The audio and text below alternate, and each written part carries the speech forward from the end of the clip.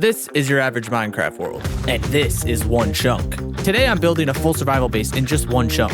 I was inspired by this place in Montreal called Habitat 67. It's made of all these weird stacked cubes, kinda looks like Minecraft already. I also thought maybe I put a cyberpunk spin on it. Here are the rules. This base needs one bedroom, a nether portal, storage, a food source, and every room has to somehow be connected. I think it's time we dive right in.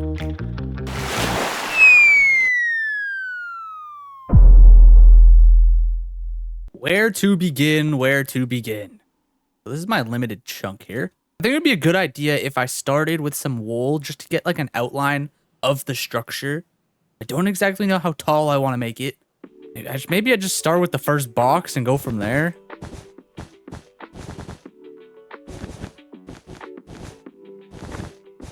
Okay, so that's a box. My idea with the bottom half of the chunk is that I'm gonna like sculpt it out after, like near the end, to make it look a little more pleasing to the eye compared to just a straight brick wall. Okay, we got two boxes. I like this. 1, 2, 3, 4, 5, 6. Okay, we're not gonna have a perfect. I guess it doesn't have to be perfect. This one's gonna be bigger. This is so odd. I like this though. I like this a lot. The cool thing about the architecture for this build is that it kind of already doesn't like sit in the realm of reality where like it's like a floating Minecraft build in real life almost.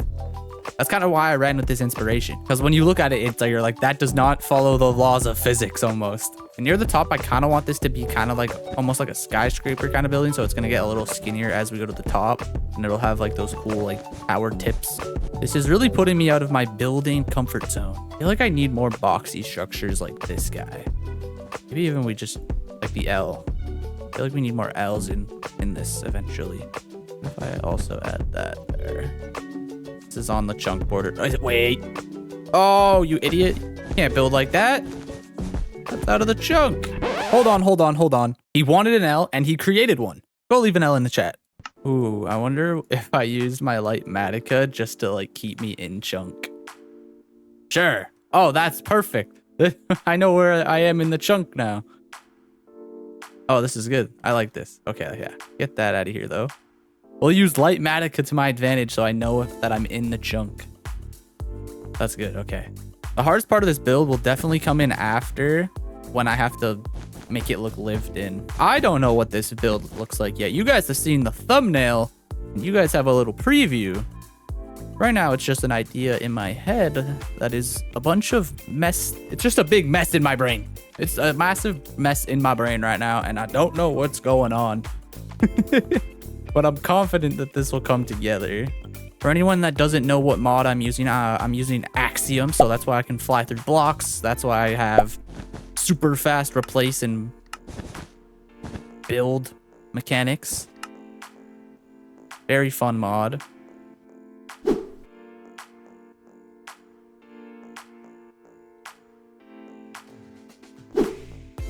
This will be the main tower at the tippity top. Find out on the next episode of What Am I Doing With My Life? What am I building? I do not know. Whoa. Is that in the middle? It is not. Okay. What if I go 2? Well, that looks better in the shadow already. Yeah, okay, that's centered better. I'm pretty sure on this side it's centered perfectly to a certain extent. Doesn't have to be absolutely perfect, but it's looking pretty good there. This is for anyone who's like me and wants to see from ground zero to the end product of this section. I thought it just needed to be added. I think it's time to start decorating it. Dude, this looks sick. I'm not gonna lie, I might need to go take like a little mental reset though, because this was a lot of work. Can I put the time to noon? I'm tired of seeing the sun in my eyeballs over here. Okay, yeah, that's actually better. I don't know, for cinematic like purposes I had the sun over there, but you know, now that we're in the building phase, I kind of do need the sun up there. My eyeballs were definitely they were burning from that artificial sun. My idea at the beginning of this build was to completely replace all of the wool by hand on the lower levels so that I could like kind of see what these structures look like all grayed out. I thought it'd be a lot less overwhelming. Little did I know I would just give up and use world edit. What am I doing?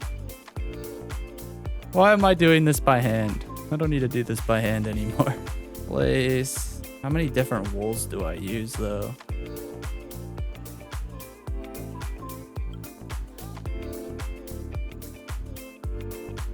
Ooh, this looks cool actually.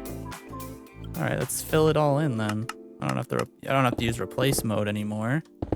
But what is the situation here? Is it just a gap? That's kind of cool if it is. See, that's the problem with changing. It is just a gap. I kind of like that. It's this entirely see-through gap here for the most part, right? That's cool actually.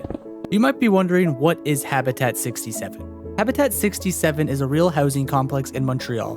The image you're seeing on screen is Habitat 67, a real place where people spend their daily lives living inside of. It was designed by a guy named Moshe Shafty.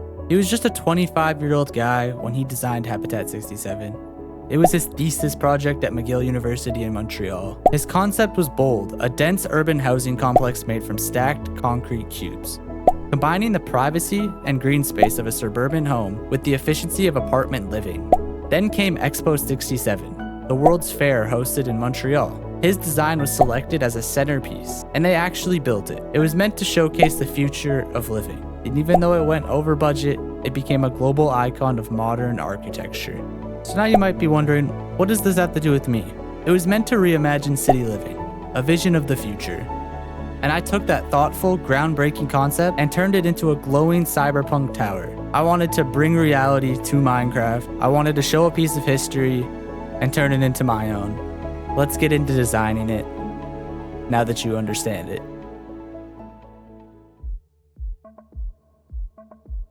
I'm going to do my best to give you the insights of what I was thinking during this building process. To begin with, I was starting with some purples and some yellows. Those were the main colors I thought the build would consist of. I didn't think I would go into any other colors. Then I experimented with the white, which actually turned out really well.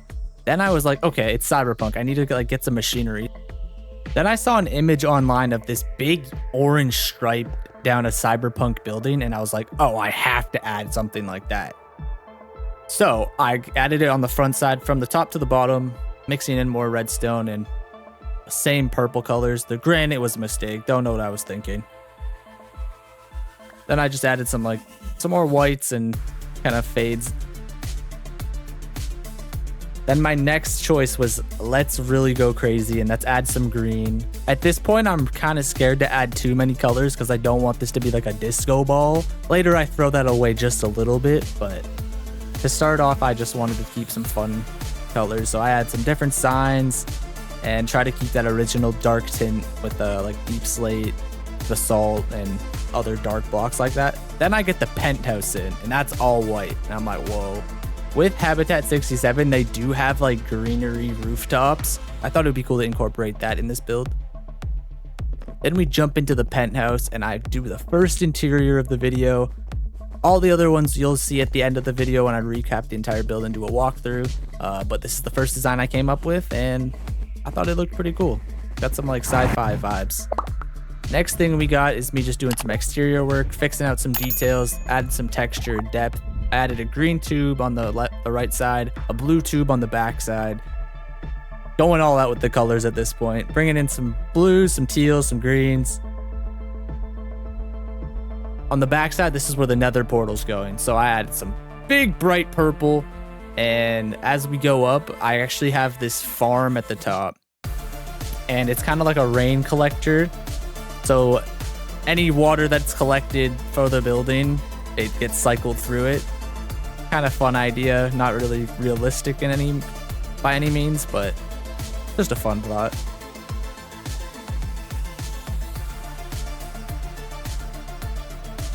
From this point on, it's just me adding a little bit more fun details. And now I get to finally doing the base of the structure, which was a lot of fun. It's kind of like almost like an hourglass shape. I really enjoyed that. The deep slate part's cool here in a second. Vroom, vroom, vroom. All right, enjoy this.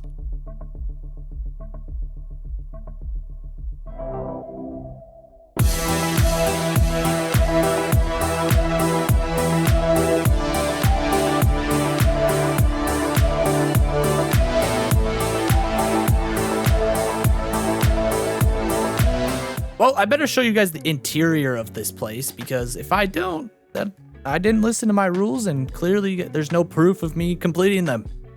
All right, let's go in here. I just added this right here, just right now in this very second.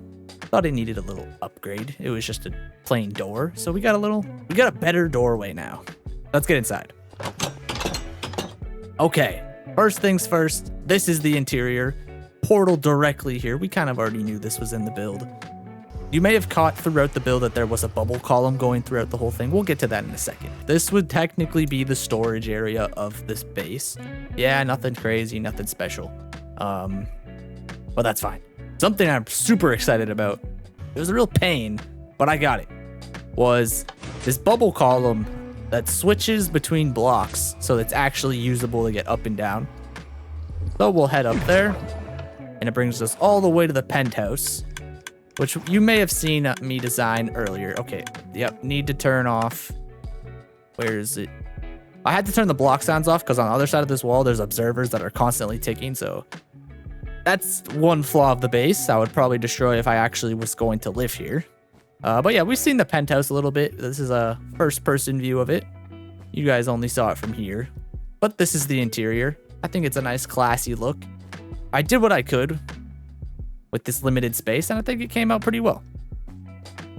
Down here is where our food source would be. And before I go in there, I know it's not the most viable farm in the world, but it technically works. Okay.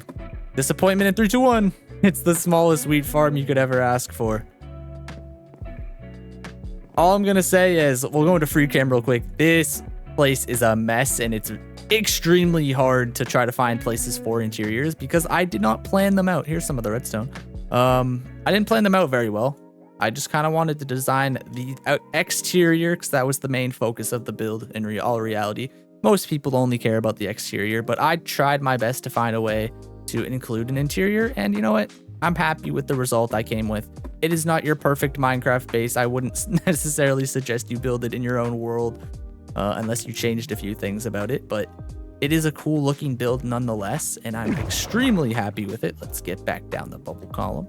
I kind of like that I added some glass out here that you could kind of see for very brief seconds, but it looks cool. But that is the build. That is the Cyberpunk Habitat 67 inspired build. I did stray away a little bit from the 67 inspiration, but that's okay because it was part of the inspiration. It was part of the process. It wasn't supposed to be it wasn't supposed to be a carbon copy of it. It still exists in the build with our blocky aesthetic here. All right, well, let's get out of here. Let's leave this behind. I hope you guys enjoyed this video today. And if you did, please consider subscribing, liking the video. It's been Nathan Prime, and I'm out. See you later.